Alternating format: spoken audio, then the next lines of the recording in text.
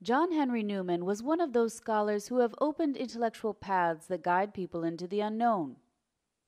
This is the valued opinion of Father Fabio Attard, who last week was the keynote speaker on the English cardinal, beatified by Pope Benedict during his recent visit to England, at an event to mark the start of the academic year at the Salesian Theological Institute in Jerusalem. Given that the Anglicanism of his youth and the Catholicism that later received the cardinal have significantly changed since Newman died 120 years ago, can this English convert still be a guiding light today? He is not only a guiding light, he is a shining light, in the sense that in his experience both of Anglicanism and Catholicism, there were guiding principles who were at work in his search for truth. What Newman was after wasn't forms or shapes that would not stand the trial of time. What Newman was after was the basic and the fundamental dimensions of being a believer, of being a member of the body of Christ.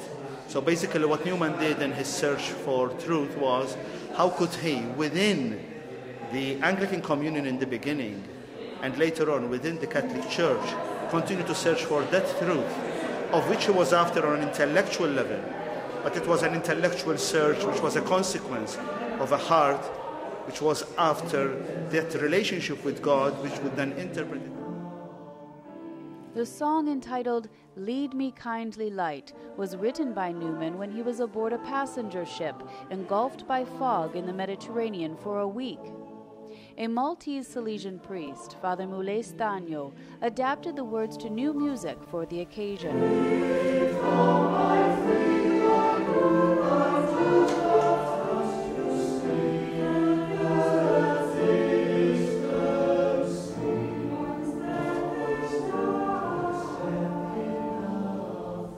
In the lecture in Jerusalem, Father Attard highlighted the importance that Cardinal Newman has placed in the return to apostolic times, and to heed the advice of the Fathers of the Church. And in this sense, that what Newman basically is saying to us today is what he lived himself. Let us go to find our rootedness, because if we are rooted, if we are not rooted, we are uprooted. And an uprooted tree is not going to produce any fruit. If it's going to produce anything, it's going to produce only dryness and eventually death. John Henry Newman? For Father Attard, an English cardinal almost certainly on the path to sainthood.